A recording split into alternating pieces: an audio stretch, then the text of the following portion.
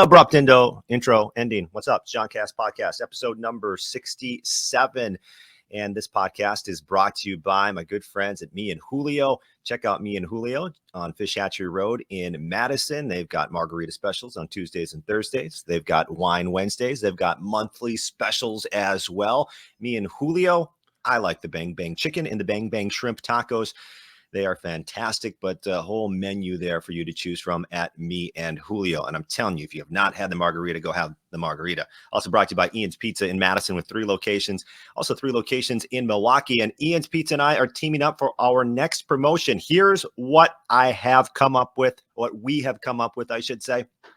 We are going to hook you up with your shot here at college football and volleyball tickets for the home openers in Madison, September 2nd and the 3rd. So you'll go to volleyball on Friday and check out the football home opener in Madison on Saturday night. And we're going to hook you up with a year's supply of Ian's Pizza. Now, you might be asking, well, how do I enter this? How do I win this fantastic prize, John? And I'll tell you how. All you have to do, get on social media, DM me on Twitter at John Audius Radio, or DM me John Cast Podcast on Instagram, or message me on my Facebook, the John Cast Podcast, and just say, I'm in. That's all I want you to write. I'm in, and you will be entered for your chance. Now, there will be more opportunities for you to have even more entries through retweets or through likes or through shares, and I'll describe that as we go along through the process. So just keep a look for all the podcasts when they post, and you might have an extra chance at getting another entry into this. But we're going to hook you up with the college football, the volleyball, tickets to the home openers September 2nd and September 3rd in Madison, and that year supply of Ian's Pizza. But the easiest way to enter, if you don't want to go through all the retweets and likes and everything else, just DM me on Twitter or on Instagram or on Facebook and say, I'm in. That's all I want you to say. I'm in, and we'll get you signed up for that. Well, today's guest is the editor-in-chief for Reviewing the Brew. It's a Brewers blog on the Fanside Network, co-host of the Cold Brew Podcast as well, and he's helped produce several broadcasts of the 2021 Wisconsin volleyball season. I'd like to welcome Dave Gasper to the John Cast Podcast. What's up, Dave? And not much, John. It's good to see you again, and of course, the producer of the national championship winning game volleyball broadcast. So I guess I might have been the good luck charm that year. I don't know. Yeah, something like that. And that post game, the longest post game I've ever done for any broadcast ever. I mean, how long do you remember how long that post game? Because as a producer, because I've been plenty of producing, you kind of sometimes notice how long the post game runs. Yeah. How long was that post game? Do you remember? It was probably at least like 45 minutes. I remember cycling through We Are the Champions at least 3 or 4 times on the pump music. But yeah, it was much longer than your typical post game. Yeah. For some reason, I thought it was an hour or more too. It might have been, honestly. Yeah.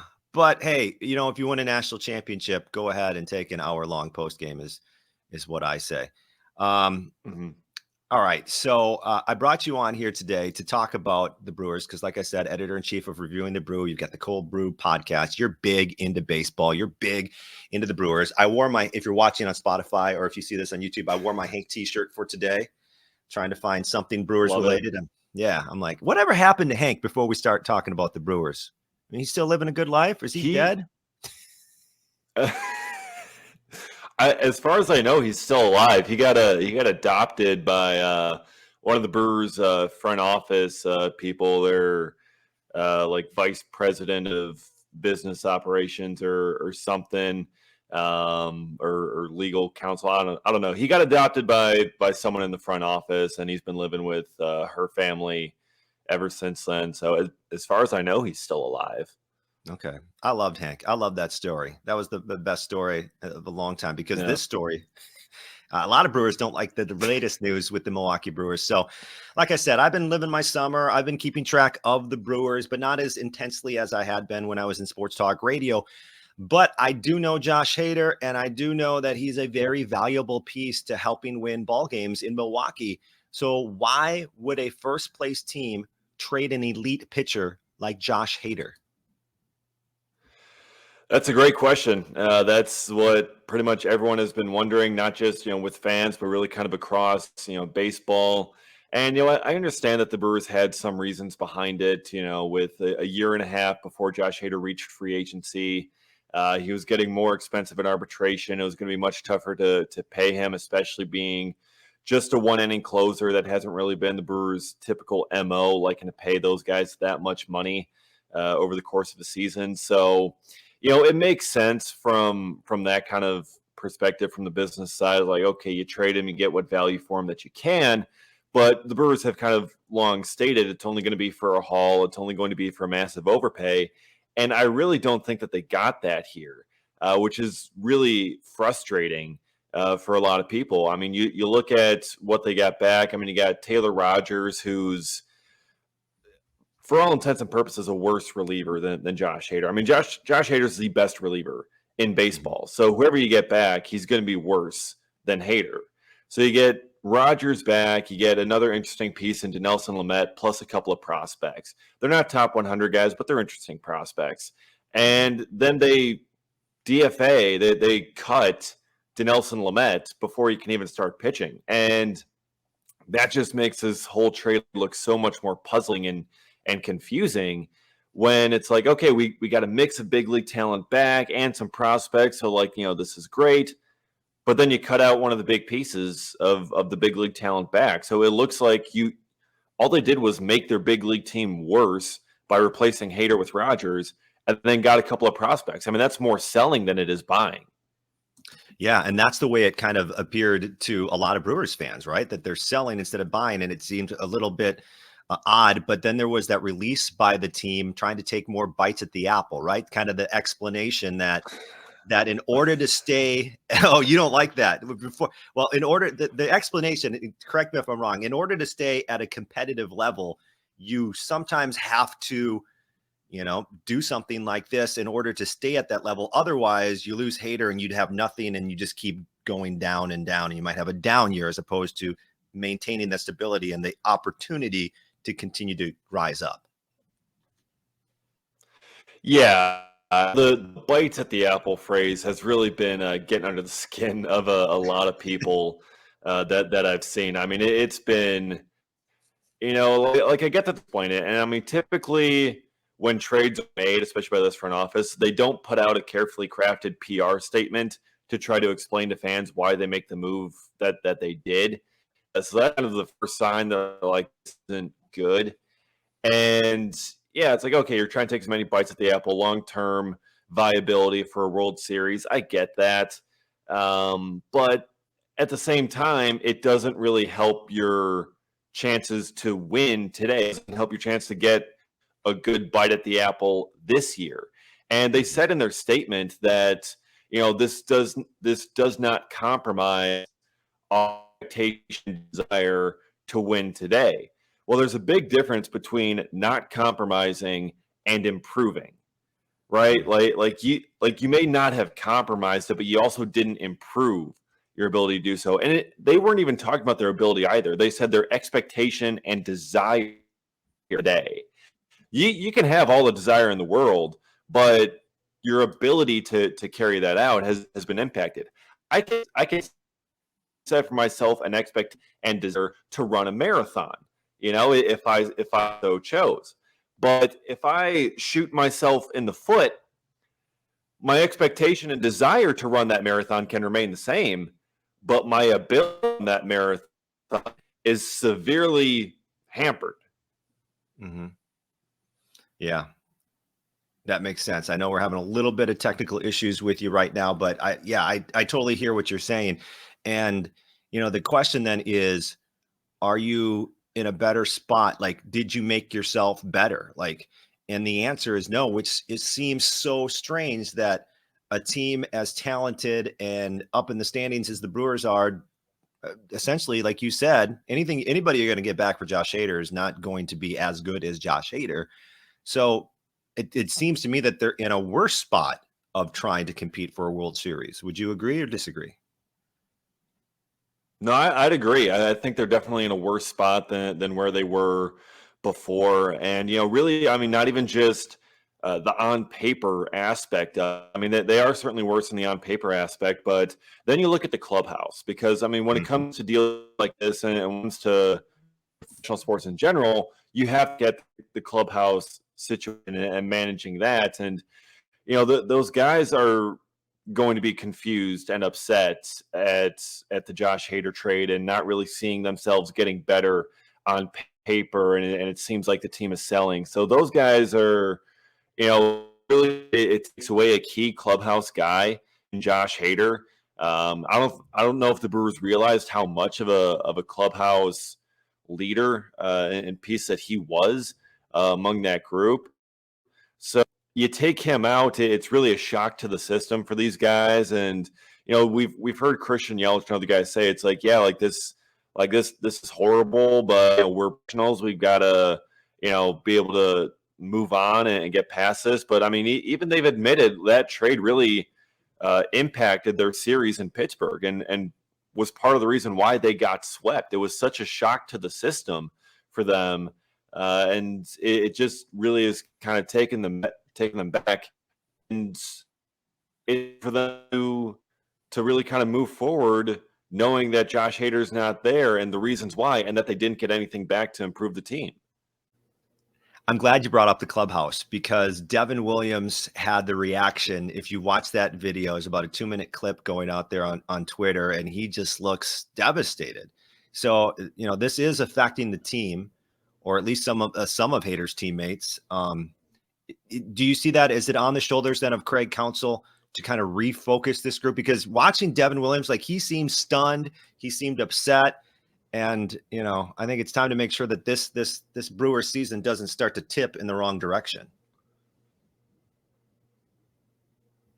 Yeah, that's really going to rest a lot on Craig Counsell, and it's really unfortunate. I mean, they are depending a lot on Counsell's communication skills to be able to kind of help these guys move past the Josh Hader trade and the deadline and try to keep them focused again. And, it's tough because, I mean, obviously this wasn't Counsell's decision. There's only so much he can say, only so much he can do about, explaining the move and helping guys just kind of, get their thoughts out on it. So, it's tough for him and the players. Like, their beef isn't going to be with Counsell. I mean, they know it's not his fault, and it's not him losing the clubhouse per se. But it's definitely going to be on his ability to communicate to them the reasons for the move and why it had to be made, and how this team, how they're still confident in this team and how they can just kind of move forward. And that's just what they have to do from here on out. They just have to move forward. I mean, Josh Hader he isn't going to be there. It's tough. It's going to be tough for them to move forward, especially the guys who are closest to him. I mean, Devin Williams was one of his best friends. Corbin Burns, he was best friends with Josh Hader. He's like, our kids are going to grow up together. They both had kids just a few months apart. It's kind of tough for them to lose someone who's been such a close friend for them throughout the organization for a number of years. And it's all really going to be on Counsell to really kind of hold everything together. And that's going to be the toughest job he has all season. Yeah, I think so too, because I'm telling you, man, if you haven't seen the Devin Williams video, he's just like, and granted, like, come talk to him in a week. Maybe he's better. Maybe Counsell's talked to him. Maybe he's been refocused, or, but in that moment seems really stunned and upset. And then now, Dave, we get the Hader quote when he's talking to their television in San Diego, that the atmosphere here is this quote: the atmosphere here is they want to win and not just go to the playoffs, but win a World Series. So a lot of people took that as a shot at the Brewers. Here's the way I took that. I took that as, to me, that was him saying the right thing. He had to say the right things about his current team. All right. Like, they're all in, we want to win a World Series, rah, rah, rah. But I also do believe there was a bit of a shot there at Brewers management saying, well, this team wants to win the World Series and not just get to the playoffs. I think there was perhaps, and I don't know if that's Hader being a bit upset and decided to take a small jab. I don't think it was a big jab. I don't think it was a big deal. But to me, it was a bit of a shot at the Brewers. How did you view that? Yeah, I viewed it pretty much the same way. I mean, it definitely seems like a shot across the bow from Hader. I mean, then you see the Brewers statement, as many bites at the apple as possible. It's not about going, all in for a World Series in a particular year. The Brewers' view seems to be, look, you get into the playoffs, you have a shot, and really it's mostly about luck once you get into October. And just kind of, if you're hot at the right time, then you end up winning it all. And that's just kind of how it goes. If you're not hot heading in, you're probably going to lose, just like they were last year. So, that's kind of seems like it's been the Brewers' philosophy. And they said it even in their statement about more bites at the apple. And, that hasn't been the philosophy of the Padres. They've been, for the past 2 years, they've been trying to go pretty much all in. I mean, they get Hader, then they get Juan Soto, and they make all these other trades. They're really kind of, looking to go for it.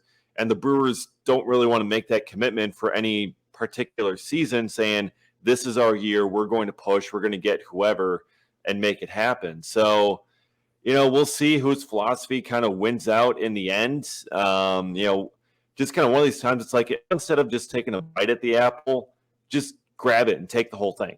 Like don't just have a little bite share with everyone else. Just take the whole apple. Just kind of have that kind of mentality. If you want to go take it, yes, there's a bit of luck to it, but luck also favors the prepared. Luck also does favor the better teams. Yeah. Okay. So now that it's said and done, grade the trade. What would you give that trade for the Brewers giving up Josh Hader? As a trade has gone on, I think we initially gave it like an A-, just based on the return. It's like, okay, initially, you got a somewhat decent return for that. And then shortly afterwards, when they made the rest of the trades, I bumped it down to a B-. It's like, okay, you didn't follow it up with anything else. I figure if you're trading Hader, you've got some other big master plan coming up. They didn't end up having that. And then when they designated Dinelson Lamet for assignment, it just kind of showed a lack of planning. And then, Stern said, he was only included to help balance out the deal. And they didn't really view him that highly. Well, then what was the point? You had no need to trade Hader, and you're including a guy to help balance out the deal, balance out the money when you didn't have to do that. So, I didn't think Dinelson Lamet had this much impact, but that's moved this trade down to an F for me. I mean, it's really that bad. I mean, when you're trading Hader for a slightly worse reliever and then just two prospects in the middle of a season, I mean, that's something that you do in the offseason. If you want to make that kind of a trade, you don't do that at the trade deadline when you're trying to make a push for a World Series that year and totally devastate your clubhouse. So as it's gone on, I am moving this grade fully to an F for the Josh Hader trade. Wow. Statistically speaking, the way I view this too is there's only short-term wise, there's only one way the Brewers win this trade, and that's to win the World Series, right? In the short term. Yeah. If they win the World Series and they don't have Josh Hader, they say, hey, look, see, we didn't, it worked out. Everything's fine. It worked out. So statistically speaking, they're probably going to lose this trade in the short term. But then in the long term, always have to be patient in the world of sports. Perhaps one of these players that they've gotten back blossoms into something that they actually are a very valuable part of the team. And then long-term wise, they could possibly win the trade. But even then, statistically speaking, I don't know if you're going to, Josh Hader is like a once in a what type of player, you know what I mean? So statistically speaking, they probably lose out on this trade, and that F doesn't seem so bad. When I kind of hear it right now, just a few days removed from the trade. Yeah. And I do like those prospects that they got. I like Asterios Ruiz.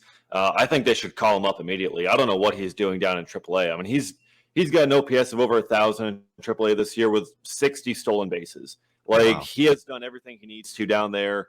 Call him up, put him in center field. He cannot be worse than Jonathan Davis and Tyrone Taylor out there right now. So put him out there, see if he can help impact the offense. I like him. I like Robert Gasser. I think they can develop him into a pretty good player. But even if those prospects pan out, with what you traded him for at the time and how it impacted this team, it just doesn't seem like it's enough for a year and a half of a generational talent of the best reliever in baseball. in Josh Hader. And yeah, if the Brewers win the World Series, then none of it matters. It's like, okay, it cost you Hader, but whatever. You won the World Series. No one's going to care at that point. But if they lose in the postseason again, it's going to be because of one of two things. Either the bullpen imploded or the offense didn't score enough. And if that's the case, everyone is going to point back to this trade deadline. They're going to point to the Hader trade. They're going to point to the lack of a trade for an impact bat. And they're going to look at Stearns and be like, you did not do enough. You did not do the right things at the deadline to make this a World Series team. And that's just what it's going to be for months until you get into the offseason and you get to the trades that they make and whatever they do to build the roster for next year. And then you have to sit on that until opening day in April of 2023.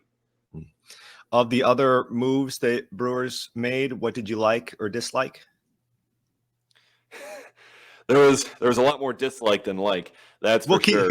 Let me interrupt you because I did see a tweet from you at Gasper24 on Twitter that you gave out like your worst grade, like an F minus. What was that grade you gave out? A quadruple F minus.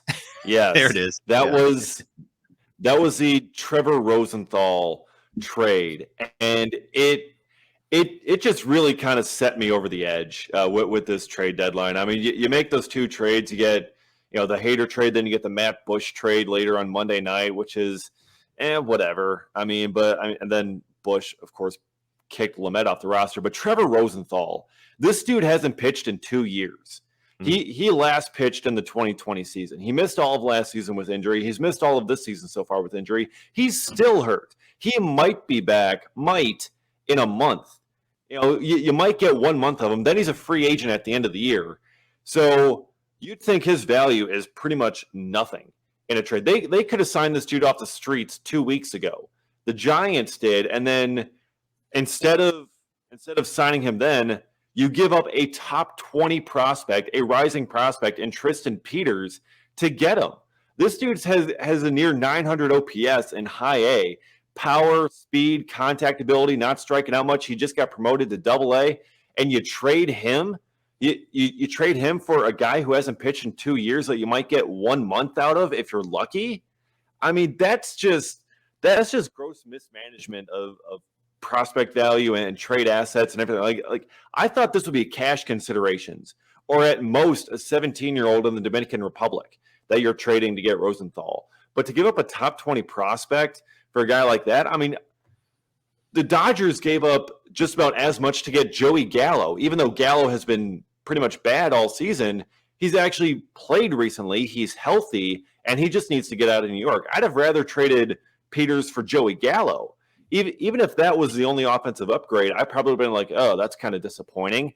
But given where we are now, I would be begging for the Brewers to get Joey Gallo. I mean, that would have been a much better trade. I'm fine trading Tristan Peters for a reliever.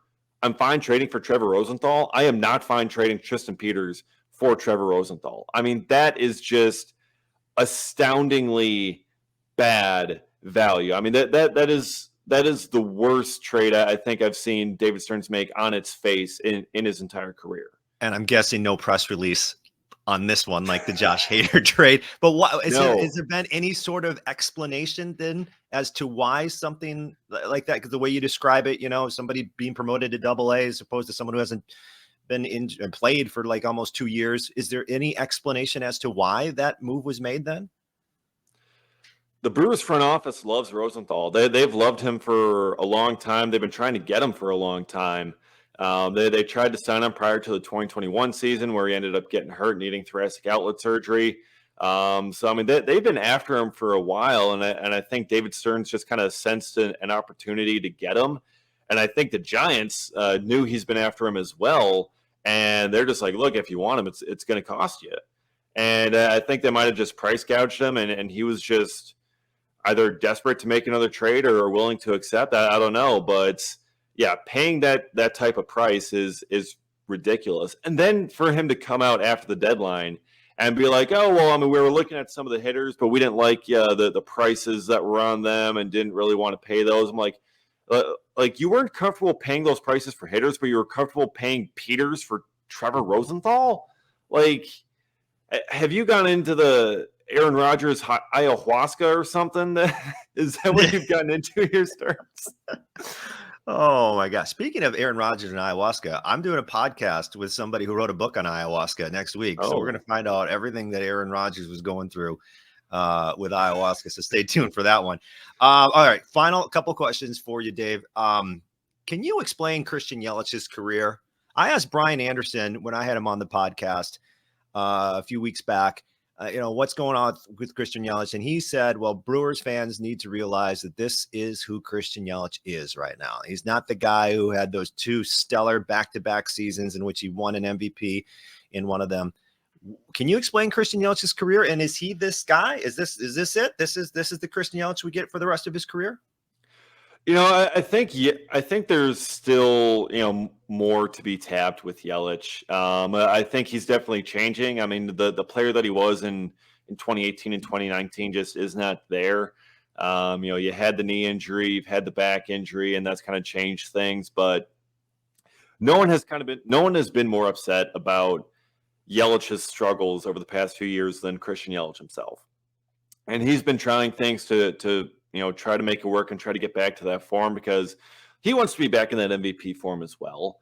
And we've seen in the past couple of weeks he's changed to a toe tap now with his pre-swing load, the timing mechanism. So maybe that fixes things. We've seen him definitely be hitting the ball a lot better lately, driving the ball a lot more, hitting it with more power and authority.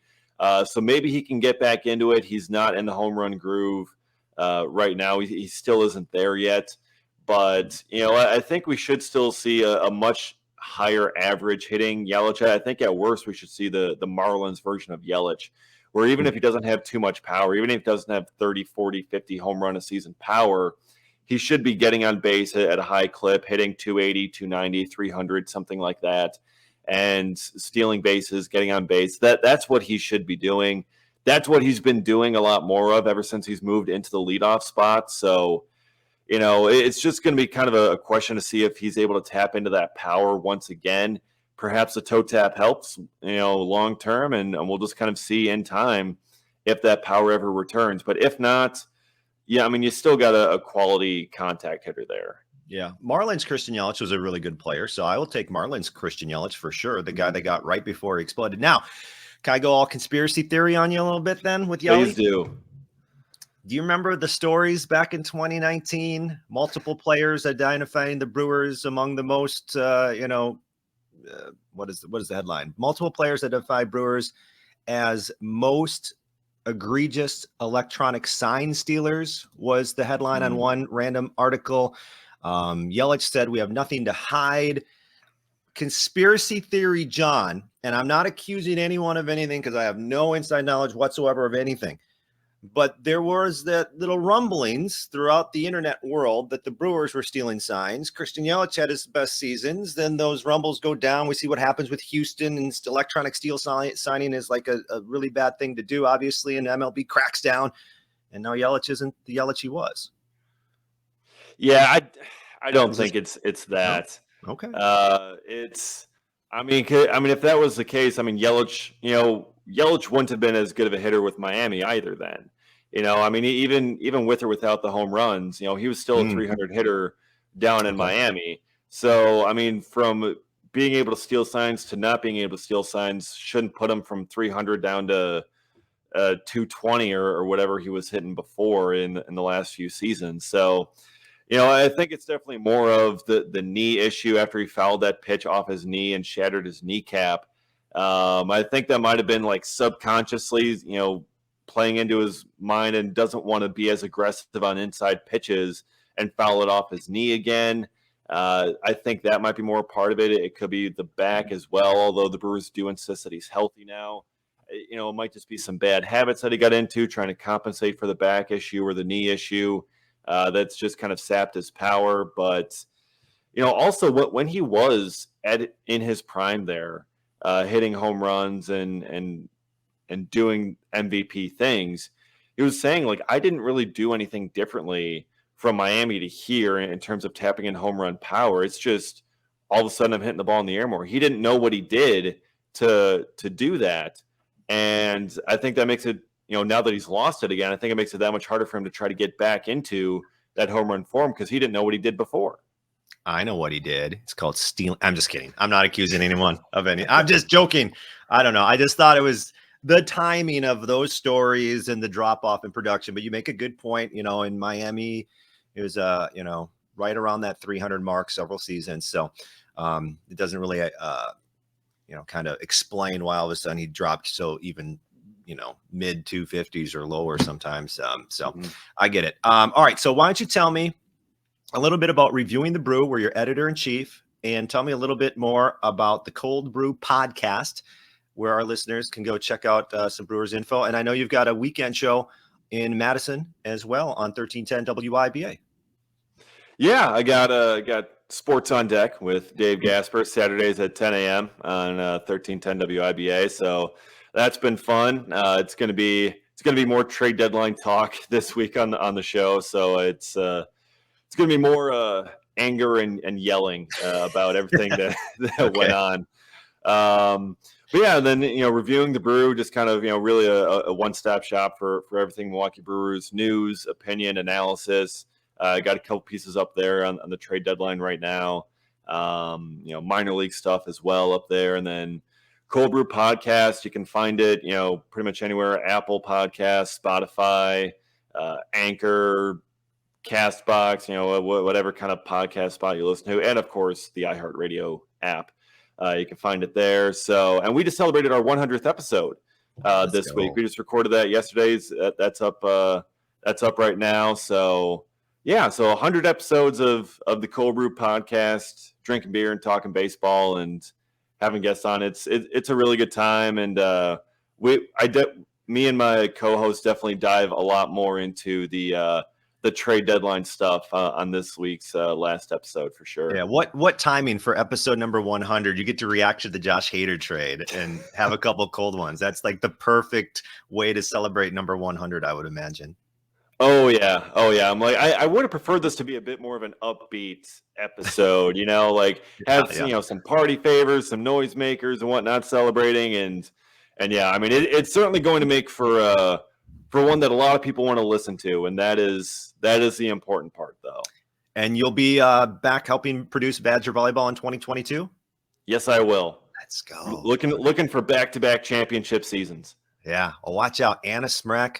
And they just got Sarah Franklin. I met Sarah kind of for the first time at Big Ten Media Days in Chicago. Franklin's a left side hitter.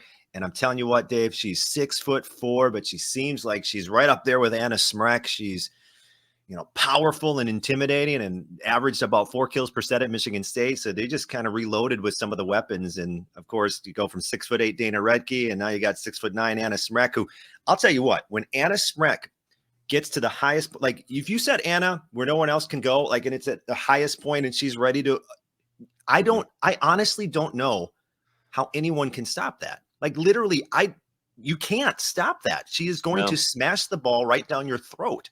And so I'm really excited for Badger Volleyball this season. As a 6'8" guy myself, I understand. There you go. Did you play volleyball at all? No, my sisters did though. Okay. But yeah, they got the volleyball genes. I was the baseball genes. Oh, you're like the Aaron Judge. Yeah. Except I was nowhere near as good of a hitter. He didn't smash bombs like he did. All right, Dave. Well, thank you. And fans can go check out Reviewing the Brew. Like you said, one-stop shop for everything Brewers, the Cold Brew Podcast, celebrating episode number 100. And if you're driving around in the Madison area on 1310 WIBA Saturday mornings at 10 a.m. Dave, thanks so much for taking some time today. Yeah, thanks, John, for having me on, man. All right, cool. Anytime. All right, awesome. That's Dave Gasper. Well, I'm going to take you up on that because I'll need a Brewers guy every once in a while. It's Dave Gasper, Reviewing the Brew, Cold Brew Podcast. Once again, thanks to Ian's Pizza in Madison. The promotion's on. Just send me a message on Twitter, Instagram, or Facebook. Say, I'm in. Okay, and you'll be eligible for your shot at college football and volleyball tickets to the season openers, September 2nd and September 3rd in Madison, and also 1 year's supply of Ian's Pizza. And you'll have even more opportunities for more entries through retweets, through likes, through shares, and whatnot. But all you got to do is keep track of all those podcast drops on social media, and I'll tell you what to do for extra entries. Don't worry about that. Also, shout out me and Julio in Madison, just off Fish Hatchery Road. Best margaritas, just the best. Like, I can't, if you haven't had one, please just go there. Like, if you don't even order like the Bang Bang chicken or the Bang Bang shrimp, I had the BLTA last time, sandwich with avocado, and it's fantastic. If you don't have any other food, just try at least the margaritas. Tuesdays and Thursdays specials, plus wine Wednesdays, and always with the monthly food specials. Me and Julio. Johncast Podcast, sign up for the newsletter, and you'll hear about cool ways to win stuff as well, and all the latest on the podcast, johncastpodcast.com. Sign up for the newsletter. Okay, I'm out next week. Yeah, I'm going to talk to someone about ayahuasca, and I called this. I called the Aaron Rodgers ayahuasca thing. Like, after he got back from Peru, he went on the AJ Hawk podcast. He talked about going to Peru, and he mentioned something about shaman or something like that. And Hawk kind of ripped him like, "Oh, you doing ayahuasca?" And the reaction by Rodgers at that time was kind of like, yeah. And I thought, wait, that's weird. What? That was a weird reaction. That was a fake reaction. You were faking something, Aaron Rodgers. And I dug deeper. And there's a podcast when Danica Patrick was on the Joe Rogan podcast, and she asked him, like, you could tell, like, she's like, "So tell me about ayahuasca." She was so curious about it. And I was like, hold on. He went to Peru, talked about shaman with Danica Patrick, who earlier had talked to Joe Rogan about ayahuasca. Like, he did. He's told. And then he comes back, by the way, and he's like this changed person. So obvious. I called it. I've been searching the internet for those podcasts so I could just replay the audio, and I have had no success yet. But I know it's out there because I remember saying the words. All right. Sorry, I went on a tangent. All right. Thanks for listening to this week's episode of the Johncast Podcast. Goodbye.